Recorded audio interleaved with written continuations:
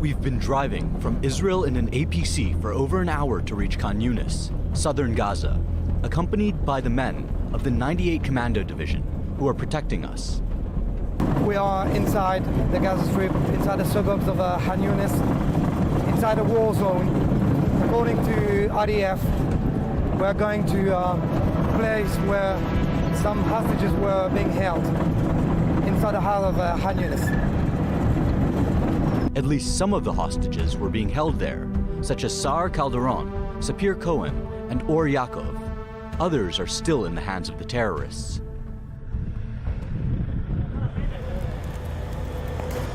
We're reaching the heart of Khan Yunis. The destruction in this war zone really stands out, but that's not it. Hamas is conducting all its terrorist activities in the midst of civilian life.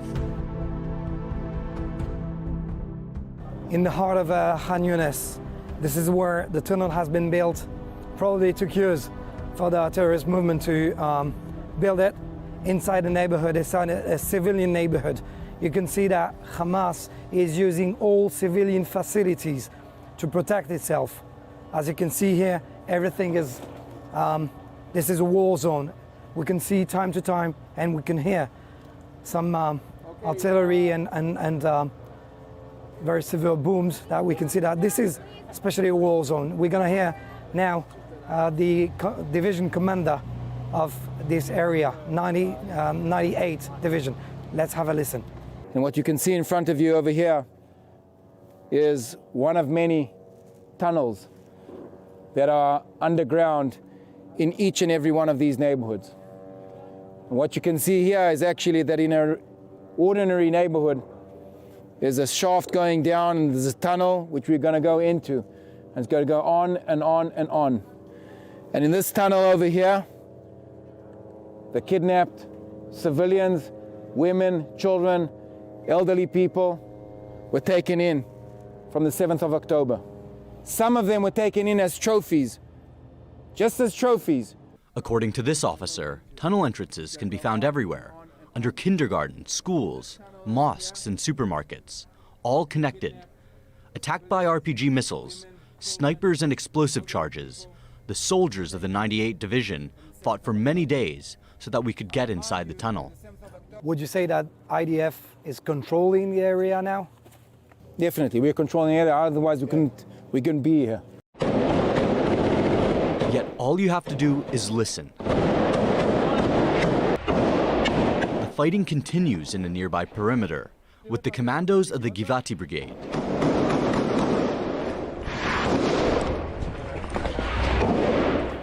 So there was a house over here. So this was a house. This was a house over here. So we're under a house at the moment. Okay, so we're going under a house and we're stepping under a house. So we're under the kitchen. Look at the time, effort, cement that has been put into this tunnel. And look at these houses. Look at look at the blocks outside the house. That's how the house used to look like, right? They didn't put time and effort and money into building Khan Yunis. They took time, money, and effort building the underground terror tunnels. Let's go in.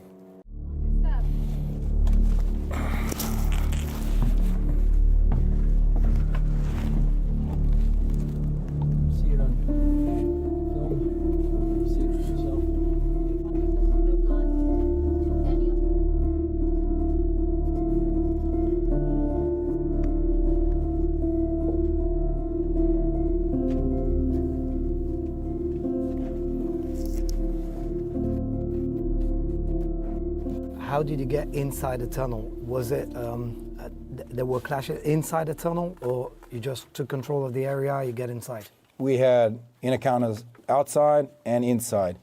So what we're doing here in Khan Yunis is, for the first time in world military history, is actually maneuvering over and underground simultaneously. So it took us time to evolve, to learn, to understand how to do that, but that's what we're doing today, is maneuvering over and underground. I myself was blown up by an IED entering a tunnel. So where was that? Just in another different tunnel around the corner. The guards of the terrorist tunnel stood in this room, inside, Sterilized gauze, expired food and first aid kits from the Palestinian Red Crescent were found. A few meters away, a kitchen with all the necessary supplies.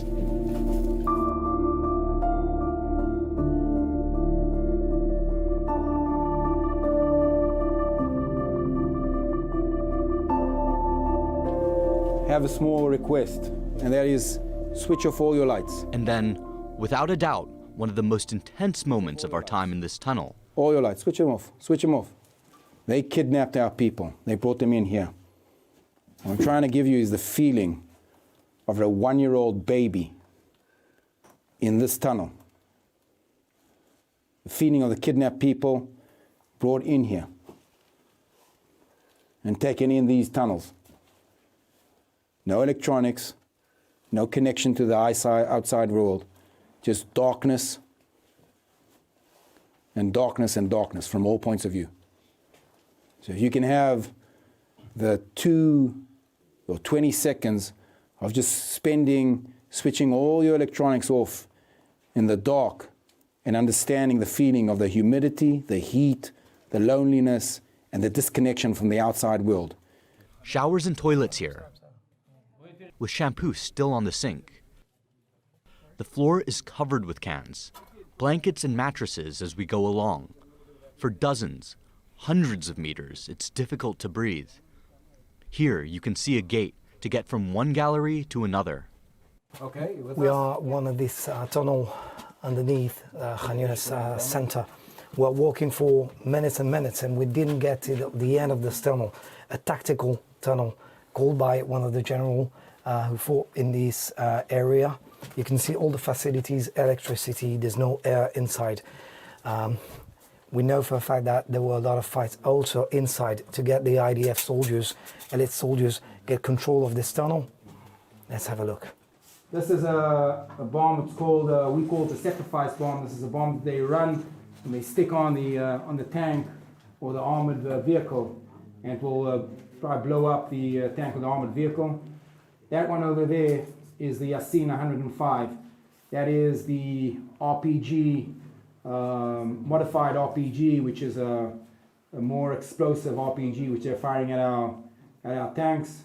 You can see a 120 mortar, the grenades, gear, Shawaz, which is an IED used. It's an IED. These IEDs are made by the Hamas.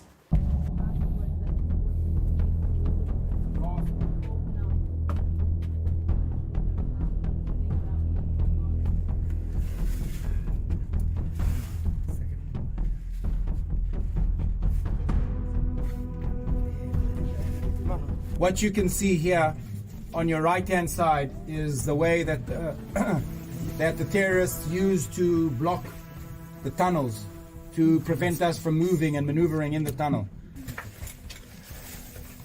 Same stacks over here, same blockage. You can see if you look, you put your camera up, and you can see the tunnel going on. Can you see the tunnel going on? Watch your head here. Try not to get connected with the wire. Okay. Okay? Huh? Watch your head with the wire. Watch your head, watch the cameras.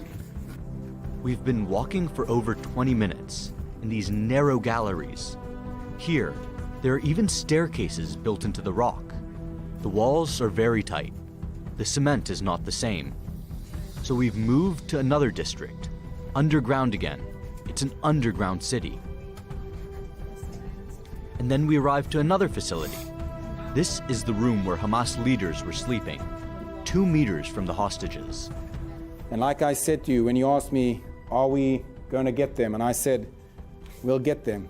We understand better and better how the underground compound is. We're gaining ground faster and faster, more efficient by maneuvering under and upper ground. And we're gaining. And we're taking these compounds every day. But you have to understand, time is a factor. And the underground maneuver isn't as fast as the overground maneuver.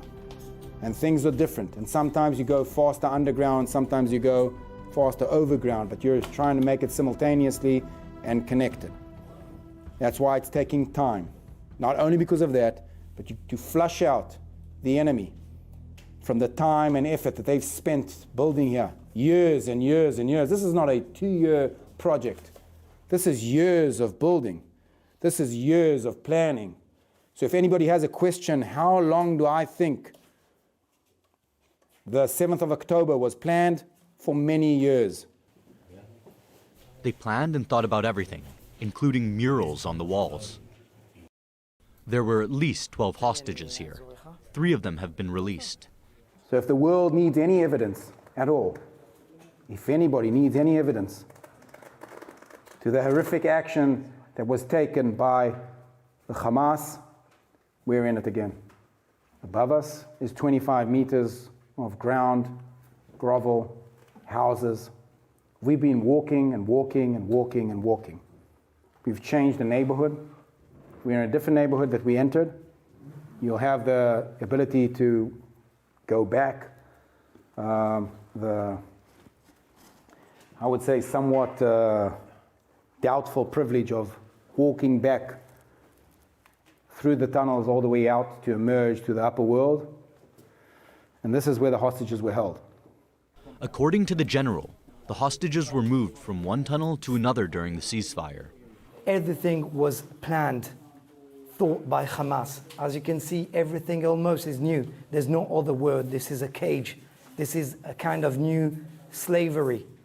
Where we are standing, probably at least 3 hostages were being held by the terrorist organization Hamas that planned everything to stay probably days, weeks, and months.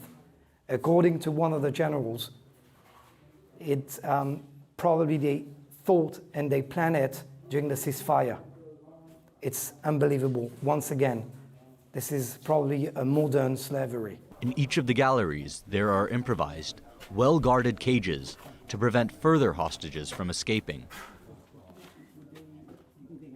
After 2 hours underground, we're invited to leave the tunnel, which runs for several hundred meters, maybe more, in the heart of Khan Yunis.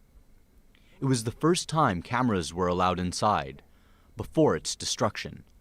The number of installations and electricity meters on the wall is striking. At the corner of a gallery, here, an unexpected elite soldier, and also this realization, it's a real labyrinth. 365 kilometers square of territory inside the Gaza Strip, and more probably 700 to 800 kilometers of tunnels. Here is the example. In every tunnel you have plenty of galleries such as these. This is exactly what Hamas built during the years. We saw several elite soldiers from the 98 Commando Division on our way back. A few dozen meters further on, we're finally outside.